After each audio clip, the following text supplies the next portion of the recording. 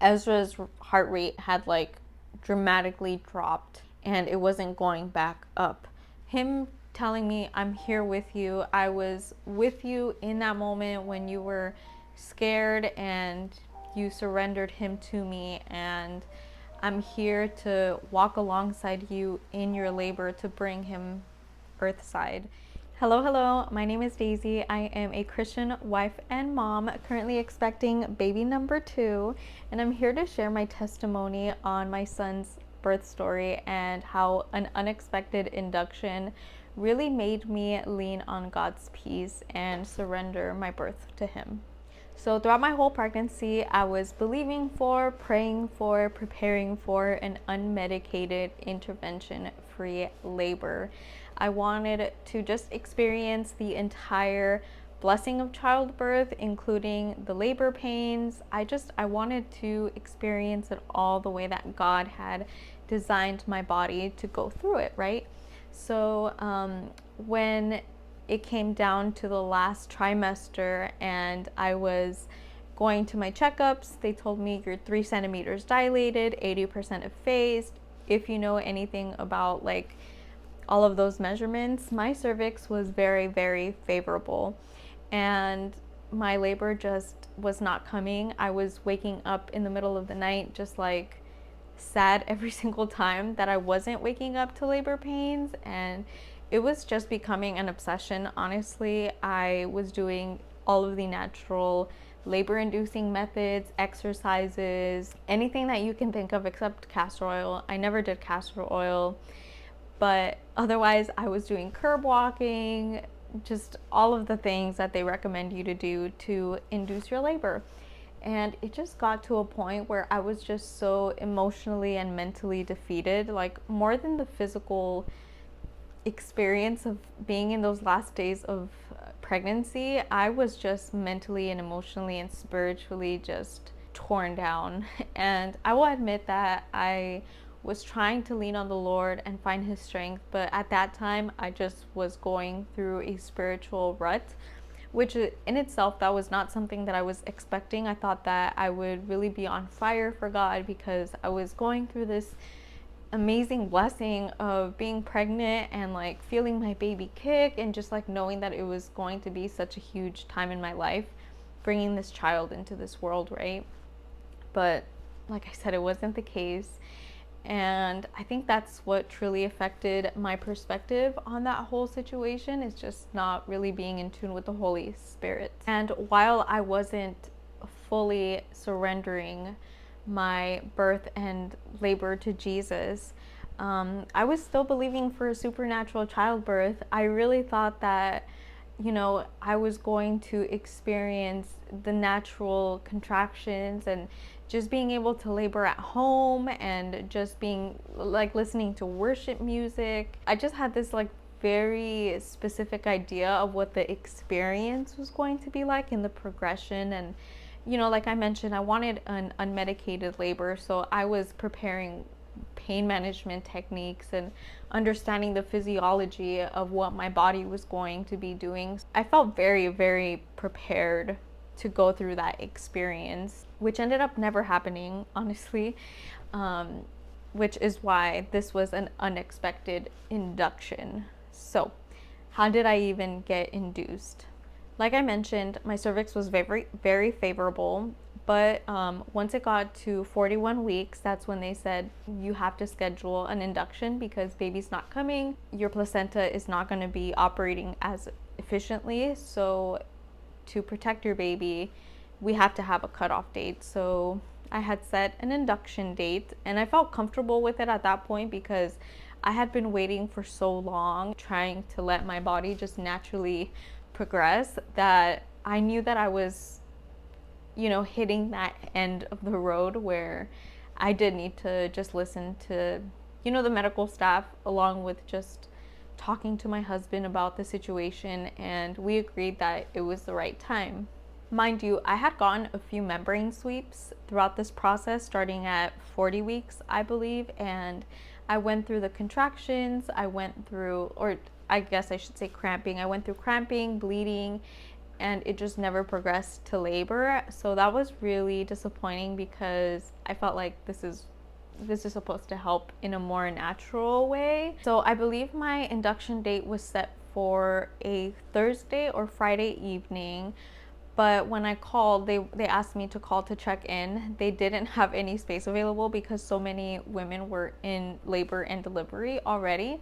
So because there was no medical need at that time for my induction, they just told me call back in the morning. I was a little bit disappointed, honestly, because I had already mentally prepared. And actually, now that I remember, at this point, I thought that I might be in early labor. Perfect, you can just labor at home, and then if it progresses, like, you can just come in, because at that point you're actually in labor and need to come in anyway. But we ended up going to grab dinner. We had our last solo husband and wife dinner outing at Cheesecake. It was really nice. And then just prepared for checking back in the morning. So when I checked in the morning, I was declined once again. They still didn't have any space, but they said, well, because you're so far along, you do need to come in for a non-stress test. So they told me, grab your bags, just basically prepare as if you're gonna have to stay here. I had my hospital bag already packed, but there was like perishable snacks that we were planning to take, like fruit, and I just didn't want it to just sit in the car because it was gonna be hot. So we didn't pack everything, not realizing that we were actually going to stay in the hospital. So we get to the hospital, monitoring me. They have these devices on my belly, and they end up finding that baby has failed the fluid test. So I was low on amniotic fluid, which meant that I had to be admitted to labor and delivery, which was a good thing, but I couldn't get induced quite yet. So they were monitoring the baby just to make sure that he was okay. There was no like medical concerns outside of the low amniotic fluid. As long as his heartbeat was healthy and whatever they checked for, we were good to just kind of hang out until they had capacity to induce me, which my family was pretty upset. They kind of didn't like that. We were just kind of sitting around, but I figured if I'm going to be induced, I want them to have the capacity to like actually take care of me. We ended up being there for 12 hours before I got induced, which was a little bit frustrating, but I mean, what could I do? I was being understanding of the situation, so we just hung out. So midnight comes around, and at this point, we've just kind of been hanging out, honestly, like trying to get rest.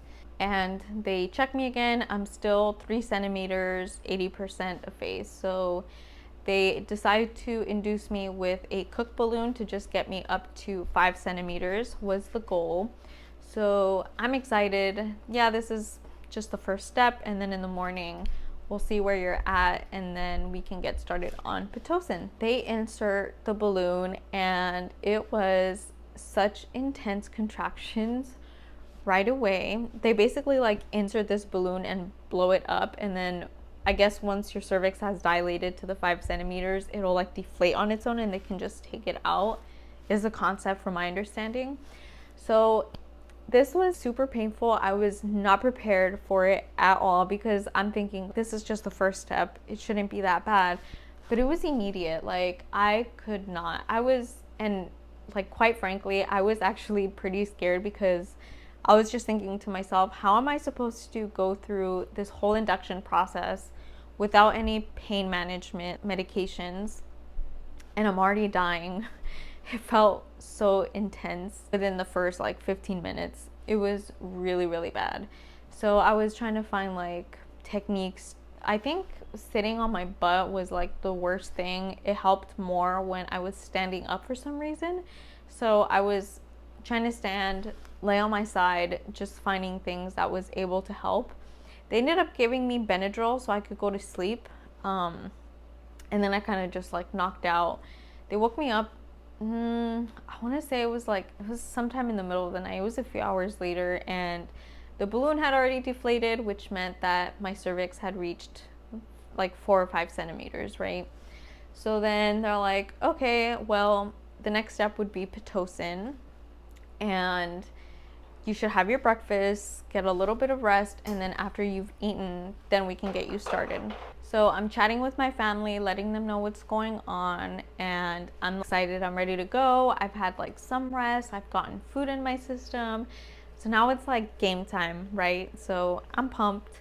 They start the Pitocin, and the my husband will like never forget this moment where every time they kept coming in to administer the Pitocin and they saw that I was still smiling, the nurse literally said, "I'm trying to wipe that smile off your face." I didn't take it anyway, but my husband did not really like that.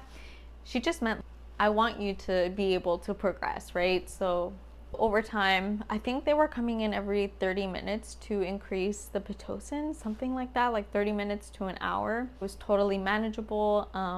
But then things started escalating. So it gets to the point where I'm practicing my low moaning, I'm swaying. You can see this in my birth vlog because I did film it. And I go to use the bathroom, and then when I'm done, I realize that like there's water coming out of me, and I'm like thinking, I don't think I'm peeing myself. I think it's my water breaking, because I like noticed the trickling of water coming down my legs as I'm like washing my hands. So I tell my husband like, hey, can you let them know that I think my water broke? So sure enough, they come, they test the water, and it was indeed my water breaking.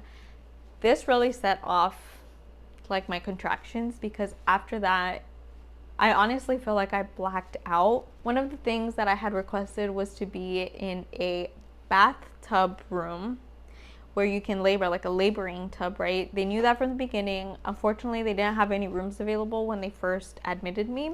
I just kind of had to use like my other laboring techniques. And also because you're hooked up to the Pitocin, I couldn't be in the labor tub anyway. Glory to God, they come in and they see how like wrecked I am at this point, because you're on Pitocin. Like, this is a whole different story, like a different video in itself, but like our bodies are not meant to have Pitocin. Like, this is a synthetic hormone, and our bodies just don't react the way that it would if you go into spontaneous labor. So the pain contractions are just on another level, and your body doesn't react with administering like a natural pain management hormone.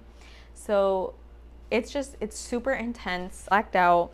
I think at this point I'm like borderline throwing up because of how intense it is, and I'm still trying to go for, you know, like not using any pain management medications.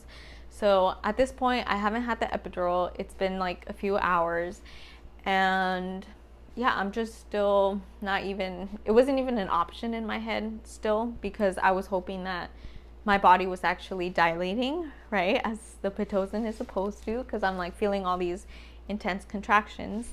Like I mentioned, I had requested a labor tub room, and they tell me, oh, okay, we have one ready for you. Let's go and get you in it. So I'm like, glory to God, this is an answered prayer. I get to go labor in the tub, because they were going to let my body just try and see if it could continue to contract without the Pitocin. And at this point, my contractions were consistent enough to where they felt comfortable like letting me just go into the labor tub without being hooked up, right? I'm getting wheeled to that room, and it's the same room that I had gone in previously when I couldn't feel the baby move, and I went to go get checked, and it was in that room. So like, to me, it was such like a sign that like God's hand was on my labor, because he was taking me back to that moment when, you know, it was an emotional time of just literally having to surrender whatever happened to our son. And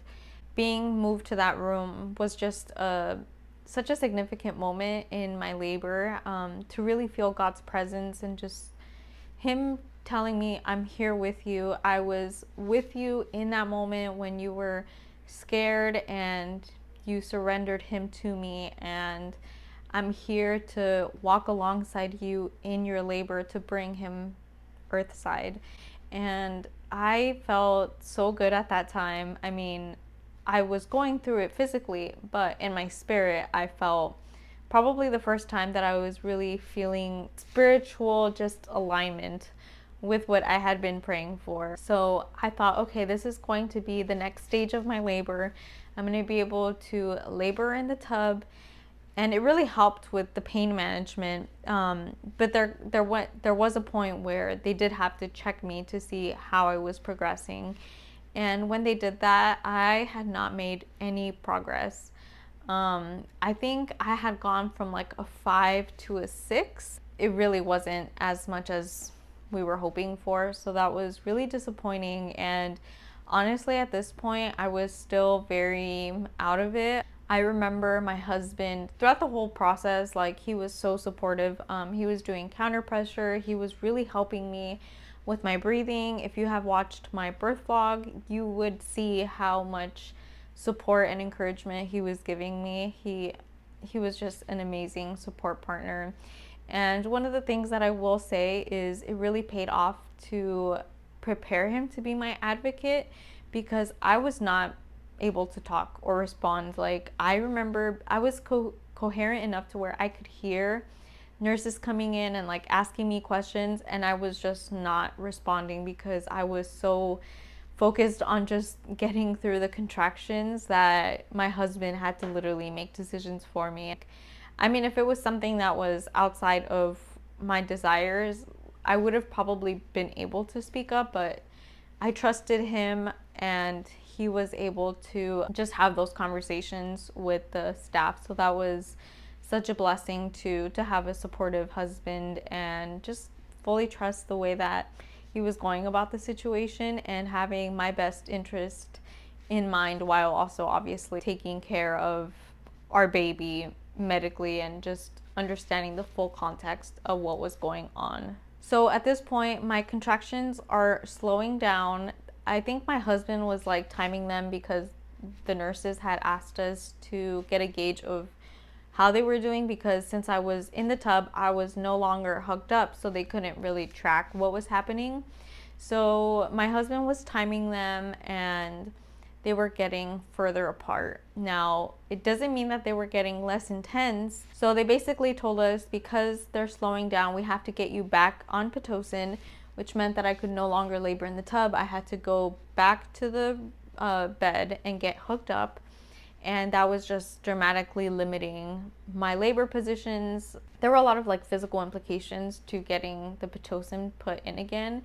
And I just did not feel like I could handle getting more Pitocin. It was a moment where we had to make a decision. So I was either gonna have to get the epidural, because I literally would not be able to withstand the Pitocin contractions. I want to say at this point, I had already been laboring for like 10 to 12 hours unmedicated. They did give us the option of inserting a medical device that was able to measure the contractions to see if they were strong enough to cause my cervix to open up some more.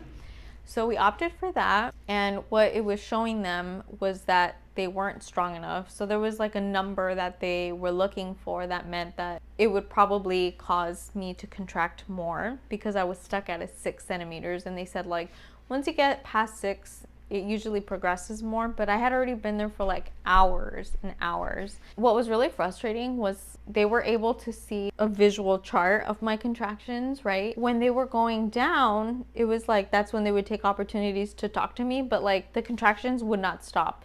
So like you could feel the surges of the contractions, but they never went away. They never stopped. So that's what was so physically demanding on my body, is that I felt like I was never getting breaks the way that you would with natural contractions. The Pitocin contractions are just like on a whole other level, and it just never stopped. I never got a physical break from the contractions. So anytime it would decline, technically they weren't as bad, but they were still there. It was just like barely enough time for me to like respond to their questions. It was so difficult. When I got out of the labor tub, I wanted to throw up. And I remember learning how when you get to the stage where you're like 8, 9, almost ready to push, you get nauseous because your body's like literally preparing to birth the baby. So I was really hopeful, but that did not happen whatsoever. I had to make the decision of getting the epidural at this point, because I felt I've already gone through so much pain without progressing, and having already gone nearly 42 weeks without my body already going into spontaneous labor by itself, my body not responding to Pitocin in the sense that they mentioned how some women only need a tiny bit of Pitocin to kickstart their labor, and then their body kind of just naturally takes over and they don't actually need to be on Pitocin the whole time.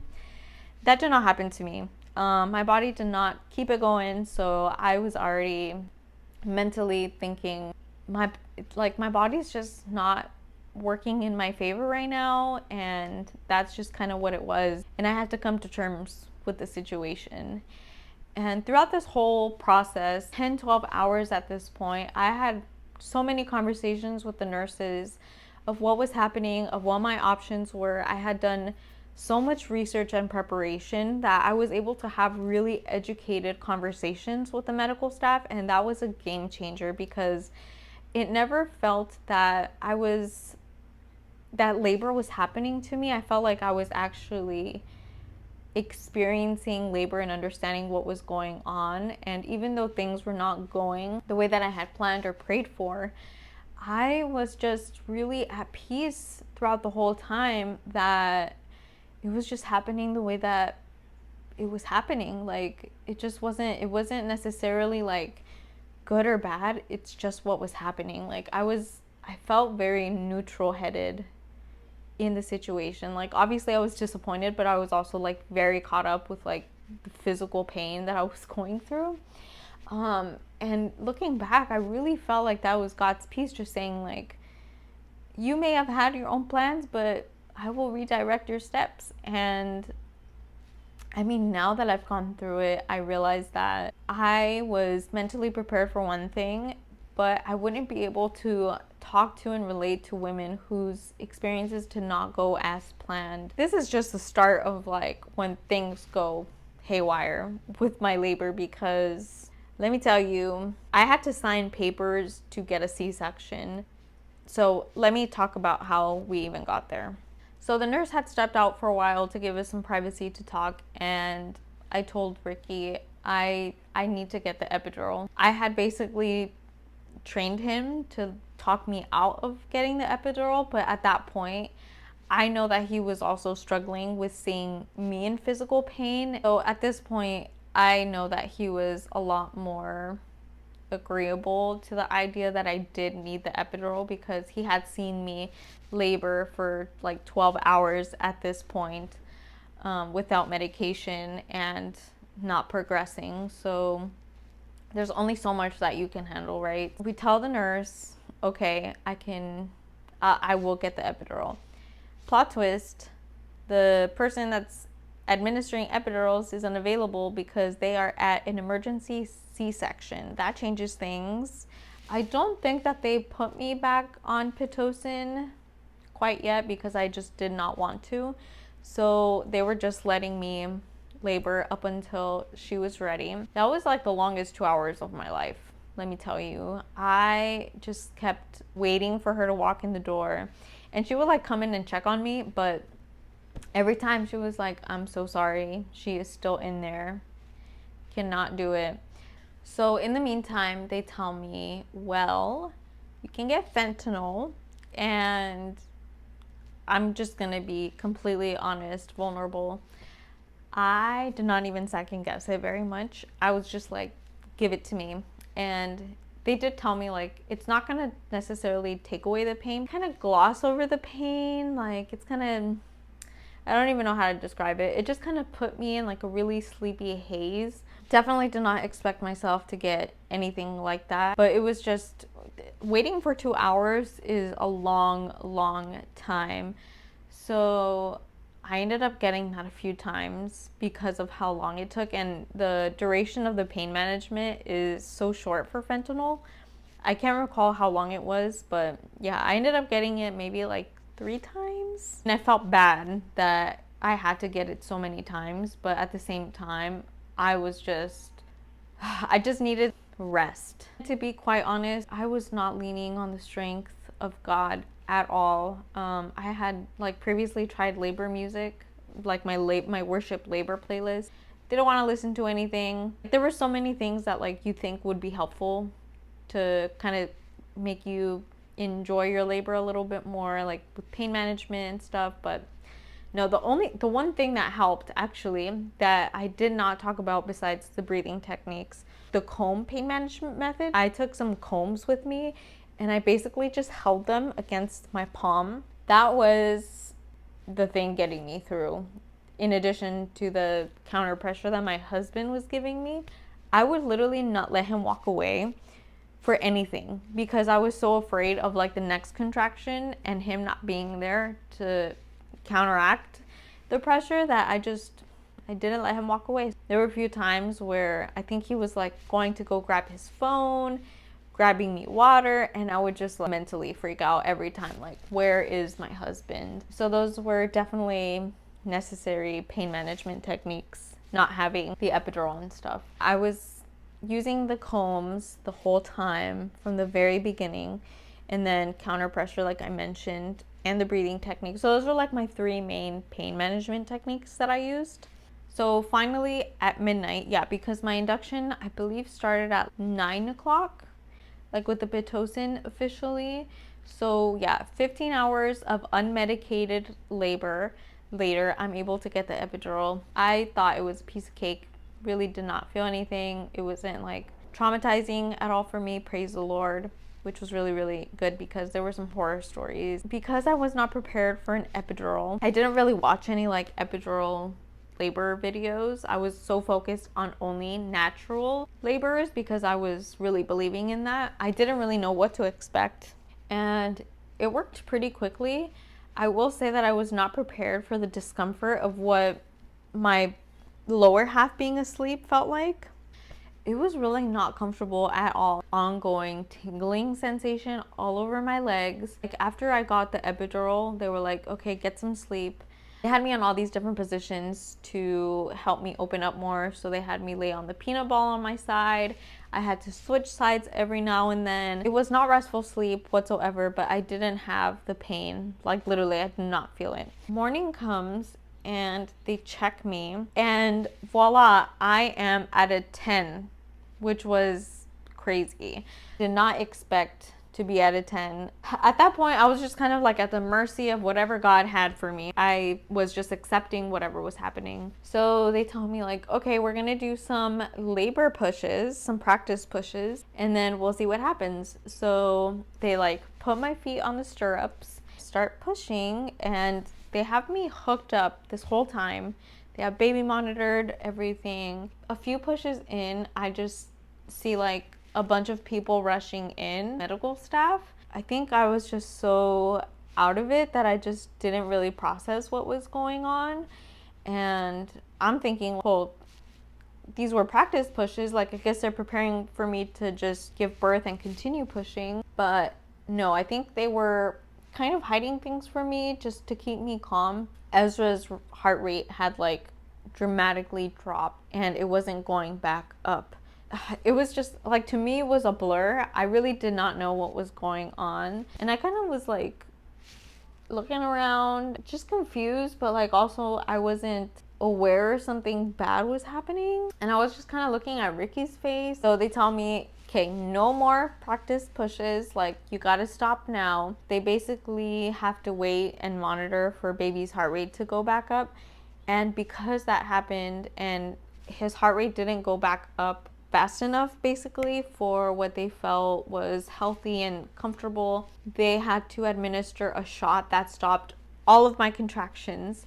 So all of the work that had been put in with the Pitocin, stop, cannot do anything anymore. So that was frustrating, but obviously the focus was on keeping Ezra safe and healthy. The doctors come talk to me at this point. I'm on the epidural, then they're also giving me the shot to stop the contraction. So I'm just sitting in bed waiting to see like what's gonna happen, and they tell me, we have to have you sign these C-section papers because there's a chance that you just cannot have a vaginal delivery because of how your son did not respond well. They weren't sure that he would be able to withstand the process of pushing and labor. So that was really hard because outside of not wanting to get induced, that was the next thing. I mean, that was kind of like the main thing that I didn't want to do, is having to get a C-section. But like I said, during this whole time, I was able to have really open,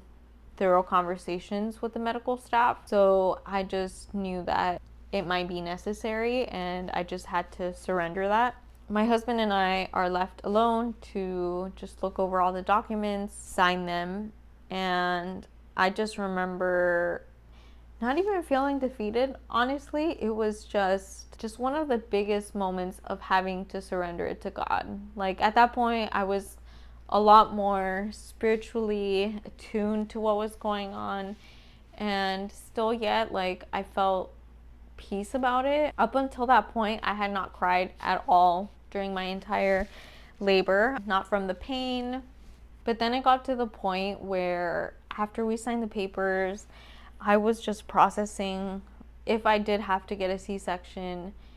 That completely changed the way that I thought I would be able to care for my baby, just because I knew the implications having to go through surgery and the recovery time, and that's what broke me. Not feeling like I would be able to take care of my baby the way that I wanted to, and that really hurt, and that's when I broke down crying. So in the meantime, after signing those papers, they basically were just monitoring Ezra's heart rate, making sure that he was stable before we started the Pitocin again. Now, because we were starting from like zero basically, we didn't know what was going to happen, and when they were checking how my cervix was doing, they actually noticed that I was no longer dilated to a 10. I had swelling, which was also a huge issue because they called it was like a cervical lip. So they were afraid that Ezra was not going to be able to like actually go through the birth canal because of his head and stuff. They were checking to see his positioning, and things were just not looking very good. So that was another reason why I had to sign the papers for a C-section, because things were just like not looking good in me having a vaginal delivery. So they tell me, because of how long you have been in labor for, your water has already broken.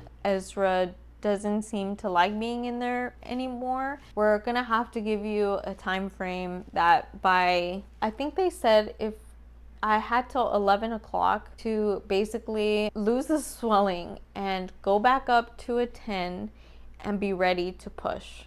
So in that time, I was just praying with Ricky like the whole time, just for my body to open up, for the swelling to go down, the opportunity for me to have a vaginal delivery, for Ezra to be safe. You know, at the end of the day, it was also praying for God's will to be done and not my own.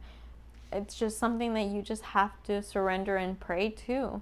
We're just praying for something supernatural to happen so that I can have my vaginal delivery, but also for Ezra to be safe, for me to be safe. We were just praying a whole lot of different things at that time. And finally, the nurse comes back in and it's time to check. When she walked in, I was so afraid. I was like, please, just give me an extra 10 minutes, because I was so afraid that I wasn't dilated enough.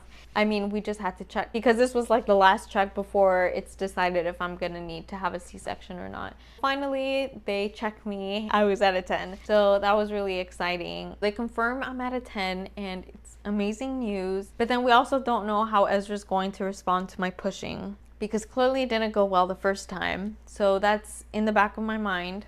Things happen very quickly after they tell you that you're at a 10. They just start bringing all the stuff in. I tell Ricky, like, can you set up the camera? So he does that. We got like different angles, and I'm just like pumped. I'm ready to go, because to me that was like an answered prayer. Yes, you're gonna be able to have your vaginal delivery. Thank you, Jesus. 24 minutes of pushing later, I give birth to my son. He's right there. He's right there. There he is. There.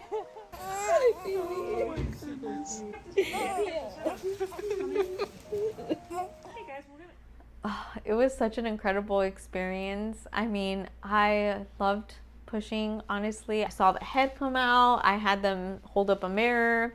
They were using oils to like lubricate me to prevent tearing, and it was just such a good experience. I just remember like when he finally came out, I was just shocked that it was an actual baby. And I can still, I actually, so the doctor caught him, but then they had me pick him up myself. So I like reached over and grabbed him and like put him on my chest. He was like so like warm and slippery. All of your senses are just like heightened at that time, but also like you block out everything else. I just remember hearing his cry, feeling him, and just, oh, it was just an incredible experience. It was honestly so surreal. I could not believe that I had just given birth to a real human baby. Honestly, now in hindsight, I can say that I have no regrets about how any of it happened. And yes, it was in many ways not at all like what I hadn't expected, but going back to what my prayers had been during pregnancy is I wanted my birth to be a way to glorify God and to really let him shine.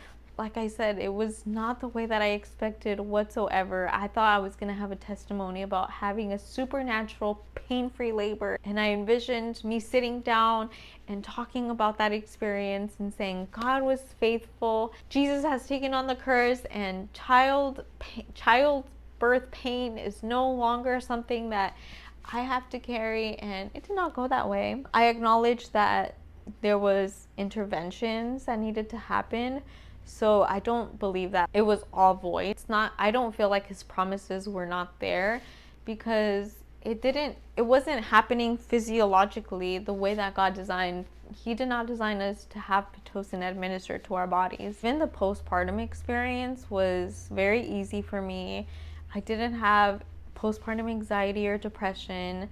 I didn't feel the exhaustion or just feeling overwhelmed with becoming a mother for the first time and having to take care of an actual baby. I just felt so in my element, and I really feel that even just like my positive, successful journey breastfeeding felt like it was almost like a reward for trusting him during that time. And I didn't receive the labor and delivery experience that I wanted, but everything else that has come after that has just been so rewarding, so wholesome, so fruitful.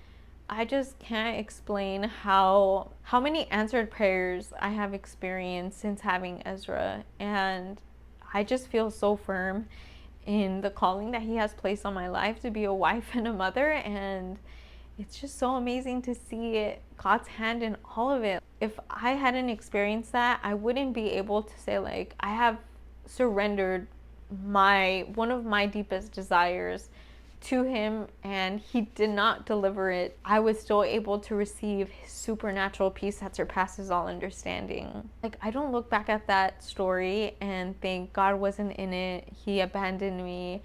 I just feel that there is so much to take from that. And I mean, it's already been over a year. I'm 15 months postpartum since my first birth.